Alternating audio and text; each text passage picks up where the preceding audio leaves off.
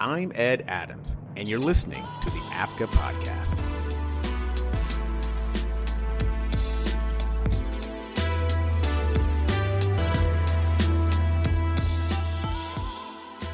Hey, what's up, y'all? Welcome back to the AAFCA podcast, and today we're meeting with the creator and cast of the film If Beale Street Could Talk.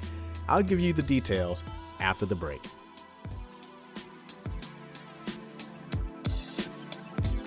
The AAFCA podcast is sponsored by Morgan Stanley Global Sports and Entertainment.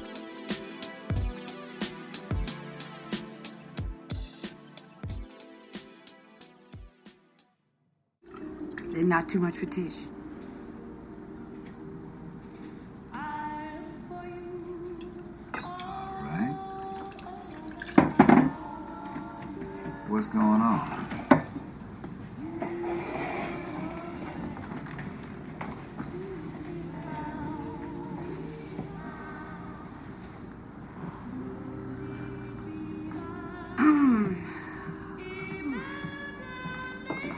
This is a sacrament. And no, I ain't lost my mind. We are drinking to new life. Tish gonna have Fonny's baby. That is a scene from writer and director Barry Jenkins' latest project, If Beale Street Could Talk. Now, this is an adaptation from the book of the same name by James Baldwin that chronicles the loss of innocence between two young adults in Harlem. Jenkins, who's best known for his groundbreaking film Moonlight, which was chosen by the African American Film Critics Association as Best Picture in 2016, follows up his success by diving into James Baldwin's bittersweet piece of American apple pie. AAFCA president and co-founder Gil Robertson spoke with Barry Jenkins and the cast of If Beale Street Could Talk recently during a recent press tour. Here is Gil Robertson with Barry Jenkins.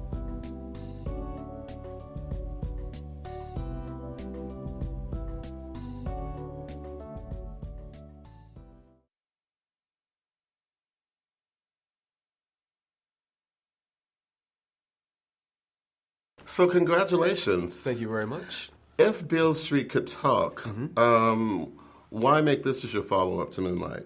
I wrote the two scripts at the same time in the summer of 2013. Didn't have the rights to the book when I adapted it, but I've always loved James Baldwin, always loved his work. And what I loved about this story in particular and why I wanted to make it was the pairing of the Baldwin voice that was obsessed with relationships, sensuality, passion, but also just as passionate about pointing out systemic injustice. And I felt like, a story is the best vessel for an idea, and I think a relationship is the best vessel for a story. And in this case, the story of America. How did you go about making Baldwin digestible for mainstream America? It's interesting. I tried to, it's a really good question. I tried to not make Baldwin digestible, I think in two ways. I think the book is extremely nonlinear, and it goes off on these tangents. And I tried to preserve a nonlinearity in the novel while still, as you say, making it digestible, making it followable for an audience. But it was in the language of the characters where I tried to not change anything at all and allow the characters to speak in the Baldwinian voice. Wow. Casting, you have Stephan is relatively new, and the young girl, Kiki, is new to most people who aren't familiar with her work on Broadway. Why go in that direction instead of with the more established player? It wasn't intentional. We cast a super wide net. We saw some people who were more experienced than Kiki for sure for the role of Tish. Stephan has played John Lewis and Jesse Owens. So, but then I have to remember, I watched a lot of movies, so I know who he is. It wasn't like Denzel Washington or young Denzel Washington stepping out, as Fonny. But really just about finding two people who had this connection. When you read the book, it's clear that Tish and Fonny are soulmates. I think the whole thing spins on this idea that this love is so pure that it's tragic that it's broken. And so he's trying to find two young people who could communicate that as well. And once we decided to go down this unknown path, then this thing opens up where people are seeing Tish and Fonny for the very first time. Just like in Moonlight, they're seeing Sharon for the very first time. I think there's a power in that. It's fiction, but somehow the characters seem even more real. So are you nervous? I mean, the second movie was obviously everything, and now you're back at bat again. How do you feel? I'm always nervous when I make these things. With Moonlight, I was shocked that all that stuff happened. I say I was naive. I didn't realize it was happening until we were knee-deep in it. With this film, it would be what's the word? Ingenuine to say that I'm not aware that there's more of a bullseye on this film. People are expecting it. They're waiting for it. And also, it's James Dan Baldwin. So even aside from me, people have expectations. But I think in making the piece, that was where the work had to be done, to ignore all those things, block those things out. One, to protect someone like Kiki Layne, to be brutally honest, and allow her the space to just be the character. But I think ultimately, the main audience for this film was James Baldwin and his estate. And so I think making the film for them kind of protected me from being concerned with what the world thinks. Now, to answer the real question, yeah, we'll see. It's a lot of weight for one film to carry because the last film was so successful, but I think hopefully it'll stand on its own. What does this movie say about the... No, we're good. Yeah, go ahead. What does this movie say about the criminal justice system? This season, we've seen a lot of films that touch upon black men and their engagement with the system. What do you think this film's take on that whole thing? I think it shows just how easily manipulated the system is and how easily corrupted the system is. Mr. Baldwin was a very dense thinker, and I think the scenario he builds around Fonnie and Victoria Rogers and this officer is one that's very easy to look at from only one angle and not see the whole thing from the scope of it. There's this lawyer in the book and in the film, and this lawyer named Hayward, who we aged down by 10 years, just to show just how much agency everyone can have in the system if they take control of it. I think that what Mr. Baldwin and I think the film says is so many of these young men, there's this montage in the beginning where Tish says the children had been told they weren't worth shit and everything they saw around them proved it. And I think by the end of the film, another montage shows up to show how many of these young children get trapped into the system. It's a supply and demand. And I think the thing that's being demanded is we need men to fill it. And Fonnie, unfortunately, is one of those men that's brought in to fill it. Now, we allowed the film to be set in 1974 as opposed to updating it. So much about it is relevant to today, but I think these problems have persisted so much that we have to start to do something. And if the film says anything about it, I think it is that we have to do something. Right. That was Gil Robertson speaking with writer and director Barry Jenkins. Now, it comes to no surprise that Regina King won AAFCA's Best Supporting Actress Award for her role in If Beale Street Could Talk. The actress has been a staple on screens big and small for decades now, and her commanding, chameleon-like presence is the reason why she is a favorite of audiences and critics alike. And her performance in this film as Tish's mother, Sharon, is nothing less than amazing. Her husband on screen is the enigmatic and versatile Colman Domingo. Colman has worked on countless television and film projects and is equally compelling and memorable in this film. So take a listen to Gil Robertson's interview with actors Regina King and Colman Domingo.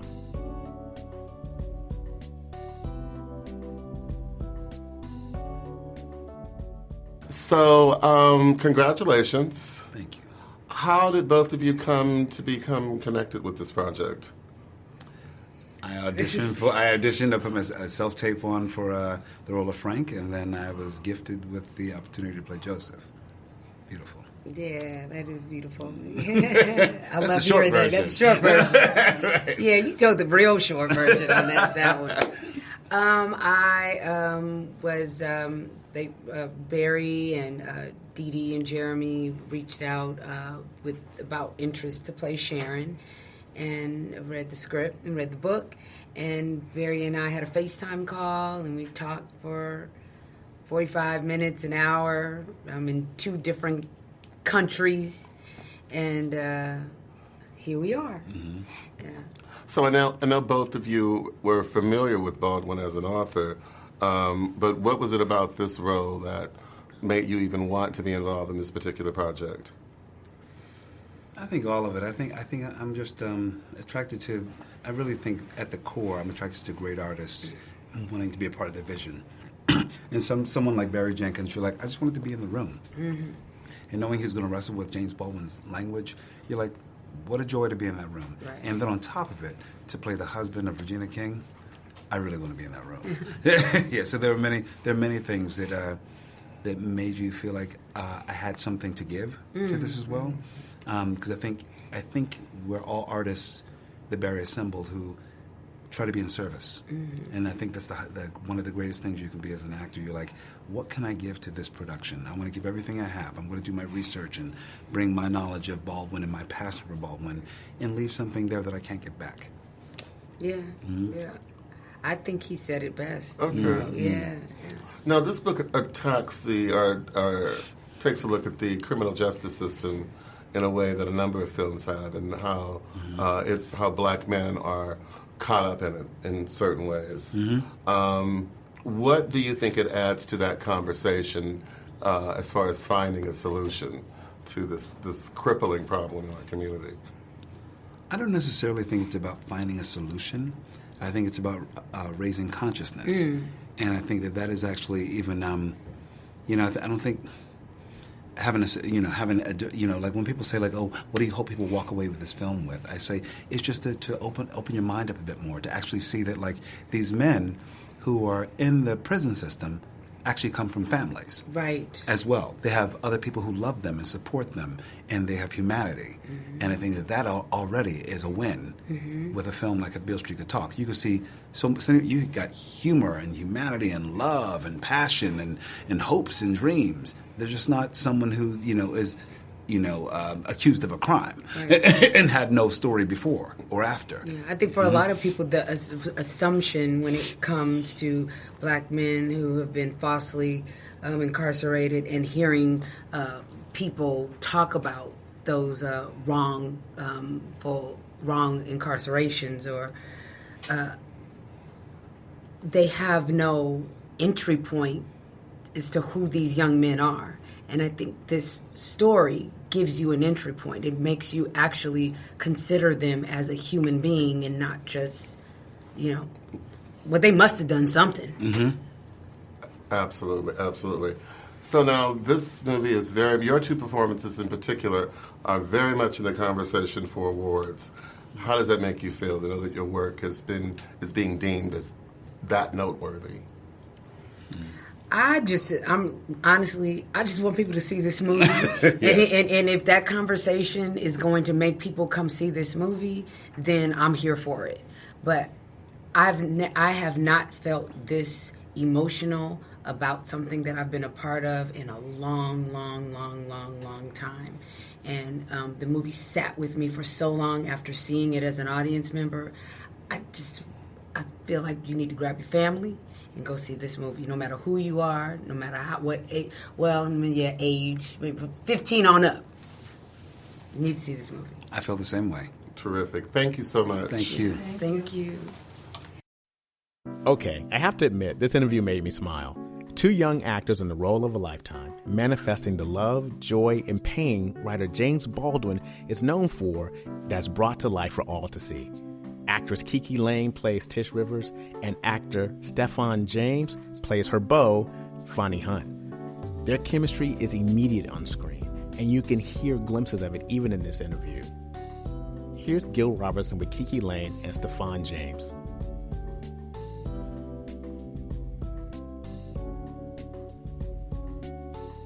So, how familiar were you guys with James Baldwin in this book in particular?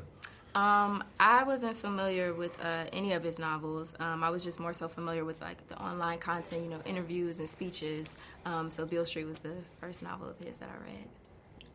Yeah, likewise. I knew Baldwin as a poet and as an activist, but not really his lit material. So an incredible introduction in If Beale Street Could Talk. And so how did you guys go about preparing for these fairly complex characters? For me, the biggest part of my preparation was just really being in the book. I read it, multiple times while we were filming. I had it with me every day on set because, lucky for me, it's from my perspective. So there's just so much more in the book about what Tish is feeling and thinking. So, Barry was telling us even if it doesn't make it, into the script, it still had to make it into our performances. Yeah, for me, the thing about this story is that it's so deeply rooted in love, and that's sort of where you base your performance off of. Like Romeo and Juliet was a big inspiration for me in going into this role. And then, just realizing the reality of this sort of situation, that we were dealing with people who represent a whole world of people who are going through the same sort of thing. You know, this young couple has found themselves in the midst of this sort of dark time that we don't really get to hear about and see about in this way. And for me, it was about bringing truth and a level of humanity to a situation that we so often overlook. And sadly, it's a situation that's all too prevalent today, Absolutely. particularly in our community. Absolutely. What type of message do you think at the end, the last frame, does it send to the audience about where these two lovers, young lovers, are going? I mean that they're unbroken, that they are still, even in spite of the circumstances, they are still a family, and I don't know, their love is still there. Yeah, I agree that the love is still alive, and truthfully, we've had to deal with struggles for hundreds of years in history, and I think that this is just one of those things that just show what love can do and what love can help you really get through. So, at the end of the day, we just want people to feel loved and know how important love is. Now, working with Barry, an Academy Award-winning director, what was that like when that phone call came? Oh, I'm sorry. I'm thinking about Barry actually called me himself on a Monday morning. That's how I found out I got the role.